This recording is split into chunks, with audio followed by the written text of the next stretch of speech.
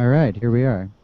So, welcome to the second of many live conversations that Jonathan and I are going to have together, in which we're just going to talk about what's up in our artistic lives, and maybe we can share some thoughts on everything that we do as professional musicians today.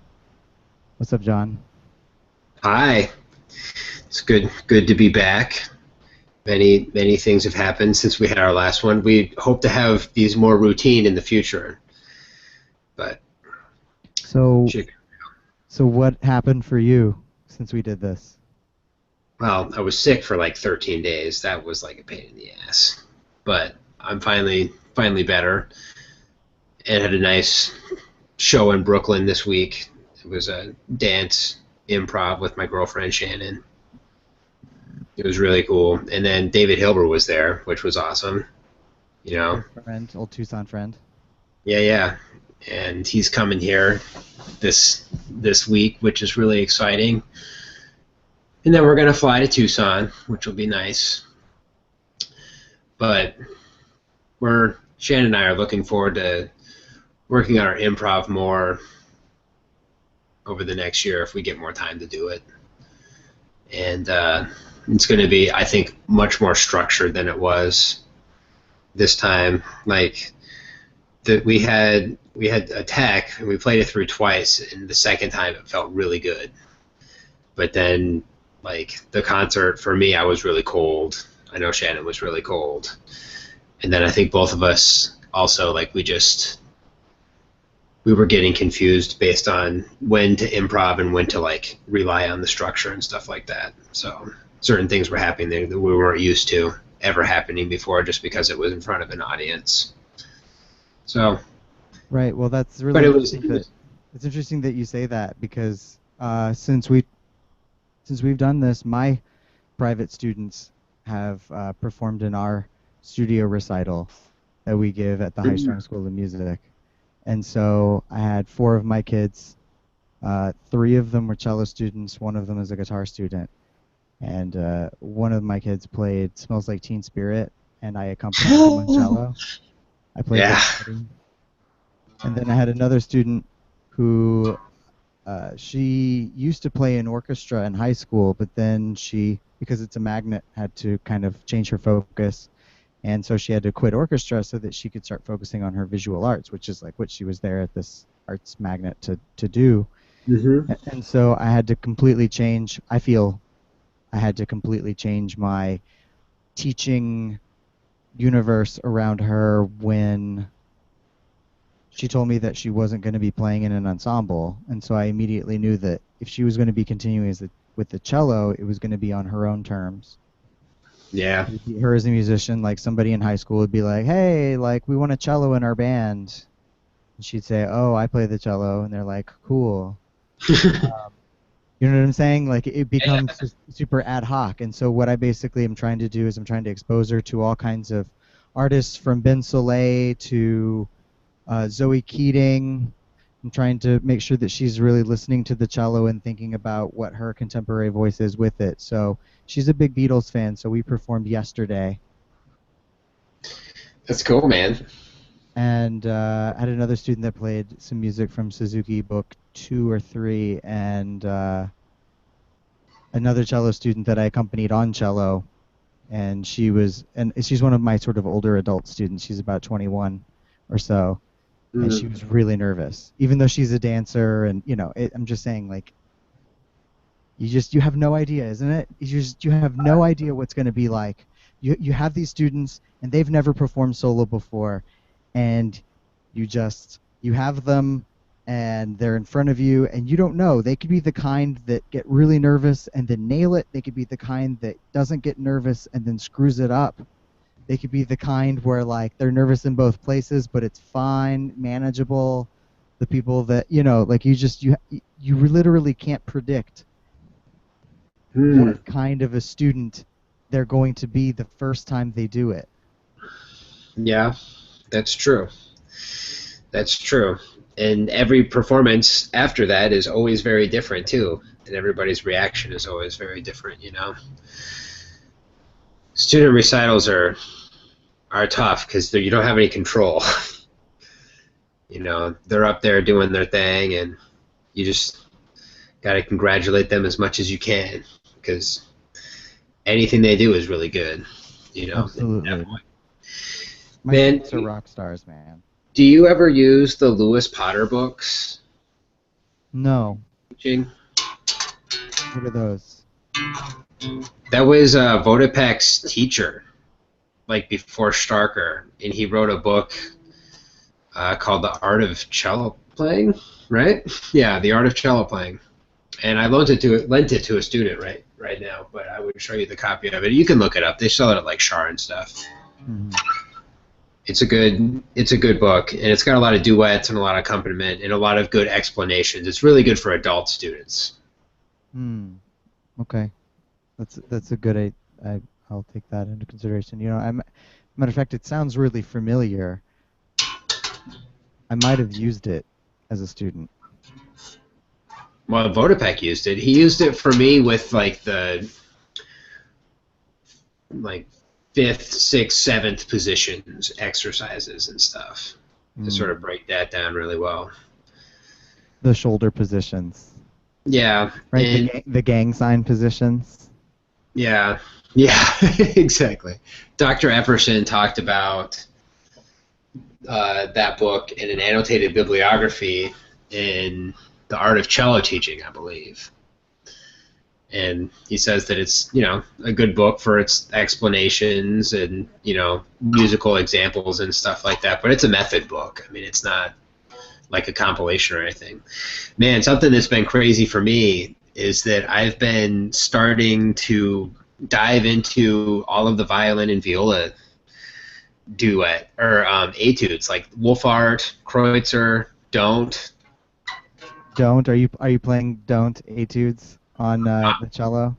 No, this is all on violin and viola, man. Oh no, but so you're not playing them. You're just digging them. You're just listening to them to listen to them. No, I'm playing them on the violin. Oh. Oh, that wasn't clear. Yeah. Yeah, man. I mean, I don't make any claims to fame, but it's the reading's going surprisingly well, which is good. It's the shifting that kills me. Oh my gosh. I'm It's not so really using fun. a shoulder rest. I'm trying to do a Baroque style. Ooh, man. Well, at least you have an excuse to not vibrate, Right. as Right. opposed to typical violin vibrato, which is like, I see you doing it, but I have no idea what's actually making that happen. It's really hard. 'Cause- Violin vibrato is so mystic. It's this black box, like no idea, no clue what the hell, how the hell. They're like, yeah, it's like knocking on the door, but then it's like arm and then finger and then that. And I'm It's like, and I'm like, what? I'm really, like, it's just like seriously, like, do you want to see the cello? Here we go. This is it. Vibrato done. Like the yeah, violin's just so crazy.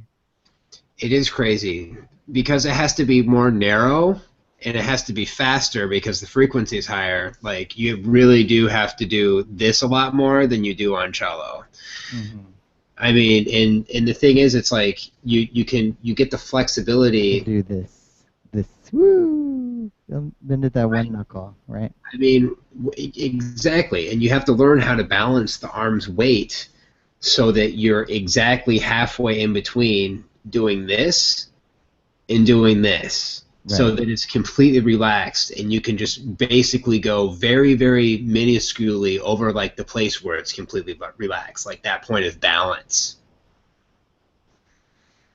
Pinky's hardest. Pinky's always the hardest. Pinky is such a stupid finger. Like in my cello playing, man, I have totally gone Nancy Green anytime I can. Just Like, one, two, I, 1, 2, just everywhere. Just one and two. yeah, in 1, 2, 3, you know, 1 and 3, because Right. I mean, I'm like blessed with these horrible pinkies. I have a fairly small pinky as well. No, you do. It's proportionately larger than yours, but it's still a small hand nonetheless. Like your pinky's still probably larger than mine, even though mine is proportionately larger to my hand than yours is. Right. I hear you. So there's the good news of Jonathan Kramer being okay, or at least Yeah, that was scary. right. Um, or at least we have at least at least he's okay. That's all. That I don't. He could teach or not. I don't care. I'm happy that I'll get to see him again. yeah, man. Like Um, what else? Okay, so a couple of things. First of all, I repaired the cello.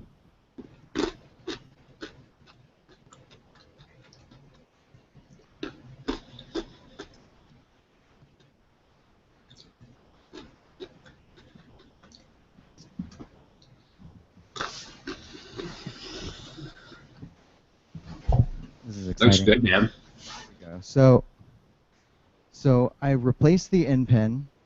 Did you have to make a new like size for it? Yeah, I had to remount the hole. I put on a new tailpiece. That's shocker, shocker. This is a new bridge. It's a Belgian bridge that I found in a box that fit it perfectly. That's perfectly straight. Wow. Yeah, the feet fit so perfectly. I did the seams. I did the seams and stuff. Typical like open seams and things like that. The cello's not in super ill repair. There's some. You can see that there's like some repair on the back. Various things like this. But what I did do, I did shim up the nut. If you could see that, Yeah. I shimmed the nut, and then this is a brand new fingerboard. This fingerboard has never been on this cello before, and I did the shaping of the this with the varnish and the everything to get it back. Man. And how does it sound? How's it play? I mean, sweet mother of God, dude. It sounds it sounds really fantastic. Like it seriously, it sounds just so fantastic. Um, we adjusted it for like 30 minutes to an hour, just slightly adjust the sound post, move the bridge, move the sound post, move the bridge, move the sound post. And then finally, I moved the bridge and let loose a DNA, and the instrument just exploded with sound. It was incredible. Like, I bet that this cello hasn't sounded this good in 100 years, and I'm not even exaggerating.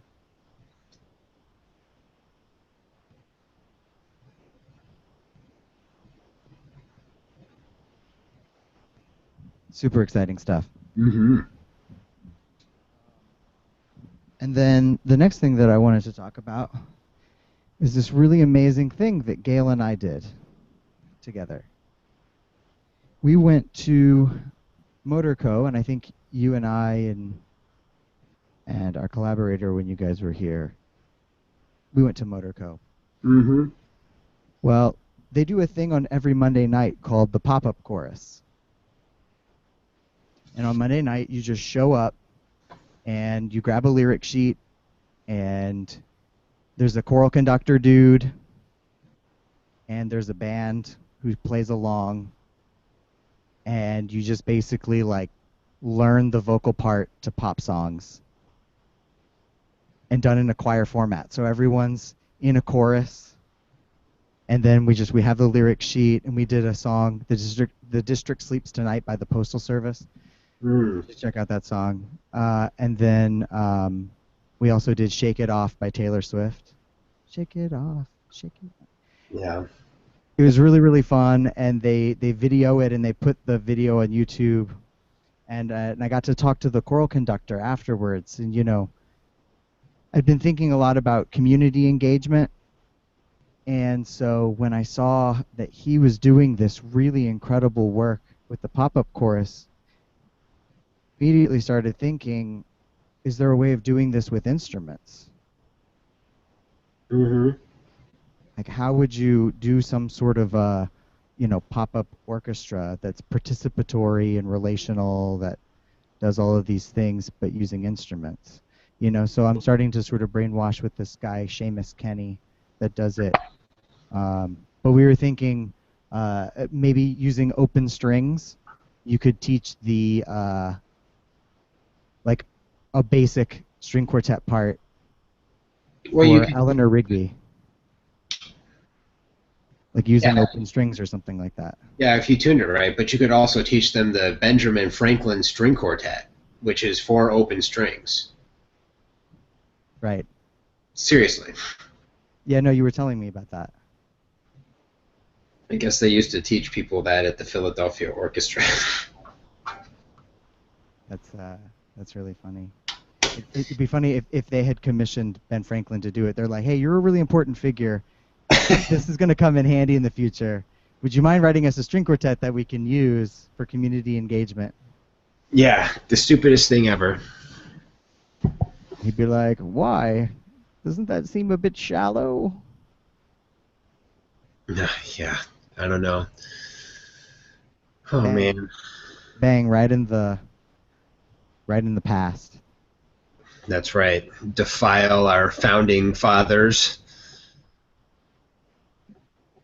So I really wanted to tell you about this Motorco, the pop-up chorus, because your prediction in a conversation we had, not on Google Hangouts, about how you felt that the community, the participation was the way of the future. And I'm just saying is that I found a choir that actually does what you were saying Like you and just found predicting.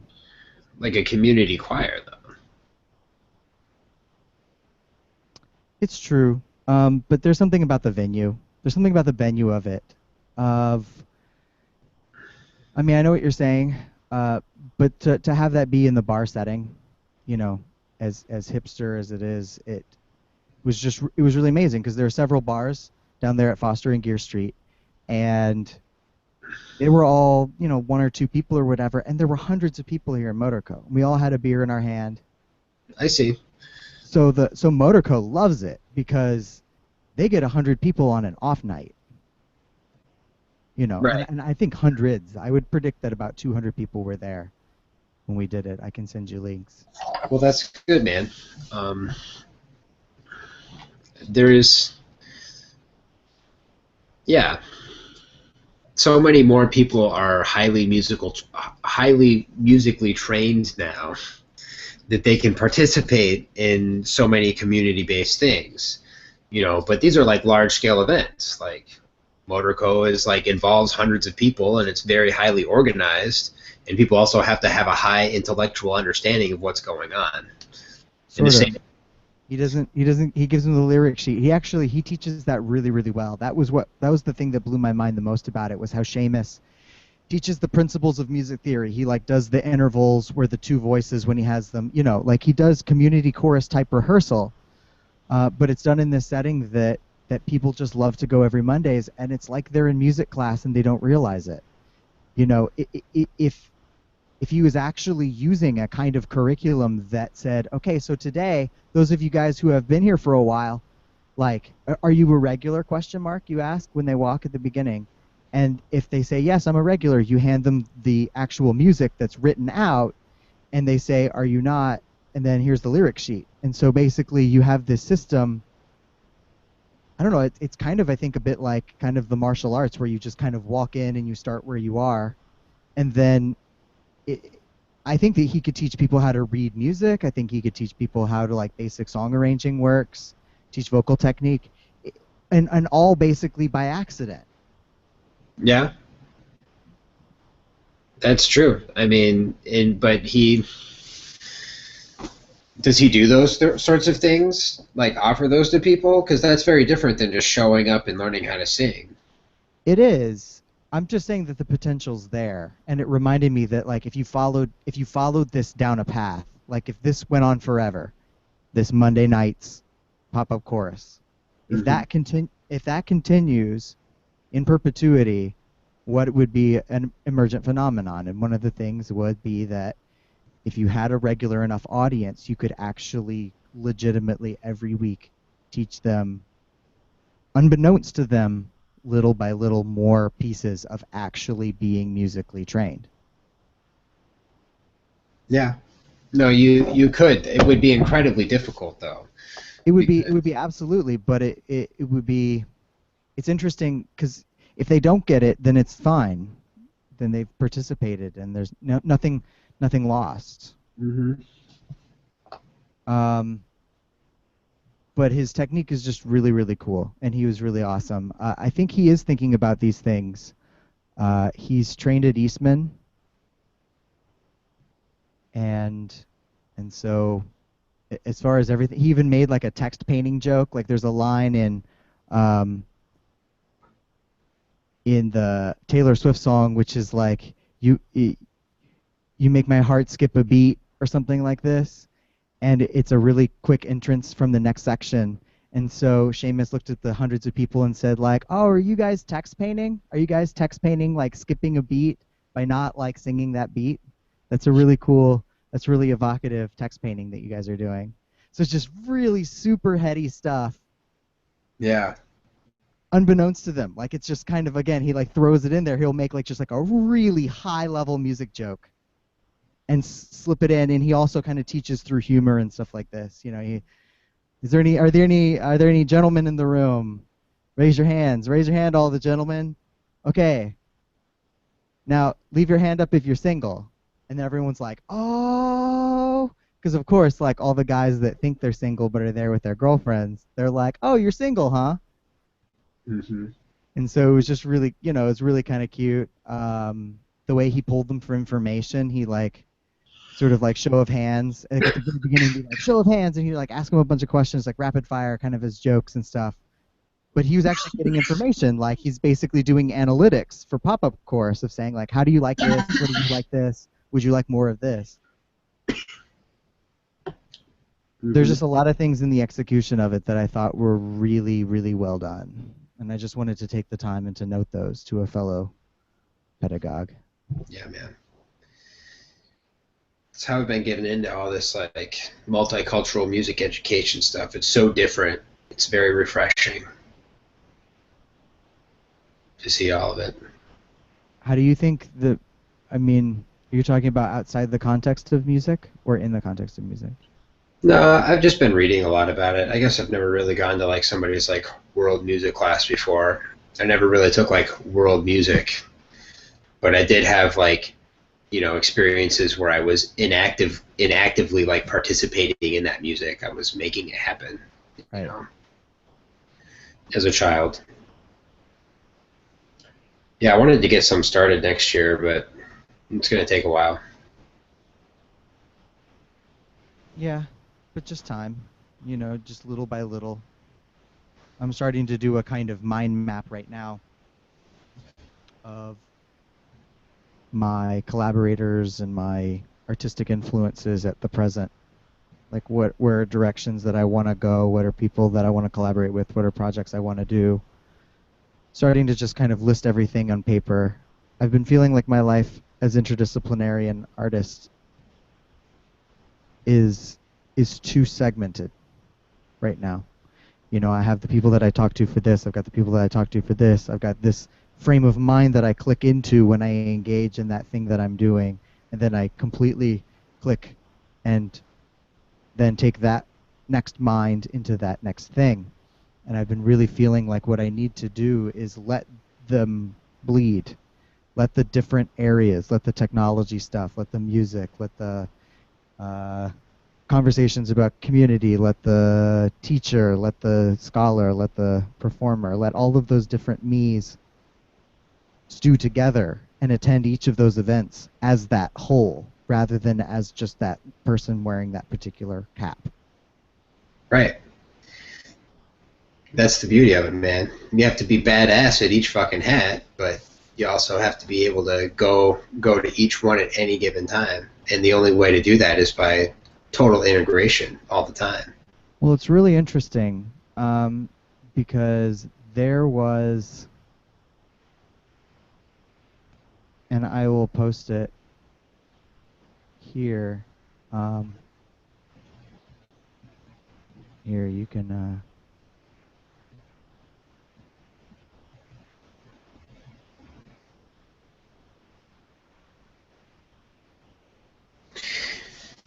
And just FYI, my man, I'm thinking about 10 more minutes and then I gotta hit it, okay? Yeah, of course, man. Absolutely. Here you go. I wanted just to lastly to just discuss this. This is in the little chat interface. There's a link to a PDF file that I sent you, and it's a job list. It's a job posting for one of the YouTube bloggers that I follow. It's a guy, Dave Jones, who's located in Australia, and he's an electrical engineer that works in the hobbyist community and makes video blogs in which he tears down new equipment or old equipment, or just talks about building things and rants about the industry, and does this all kind of on YouTube as a professional video blog. His forums, like, he's got over something crazy like 200,000 subscribers. His reach is vast. It touches on many different things, from the making community into the hacking community, as well as like others. And he basically put out this job listing and an accompanying YouTube video in which he says, he's basically, here are these things, and here's what here are the things that I require for this job application. Yeah, man. And it's actually really, really, really, really cool. It looks like it's pretty cool. It's right up your alley, too. Well, what's really interesting is that this list right here, where he says, oh, okay, some experience with this programming language, this programming language, this doing this doing that. What's really crazy is that this is the first time that I've really found something that, like, I have a ton of those different columns. I maybe not have each one of those things, but I've got something from every single category, And so it was just really interesting to find that in one place, of going like, whoa, here's this thing. If you if you meet these minimum requirements, you might have a chance in hell of actually getting a real job and doing something entrepreneurial or something like that. Why don't you apply? I don't know. I'll look more. I'll look more at it. I was looking less so as an opportunity to move to Australia, and more so as just I can't believe I found this in one place.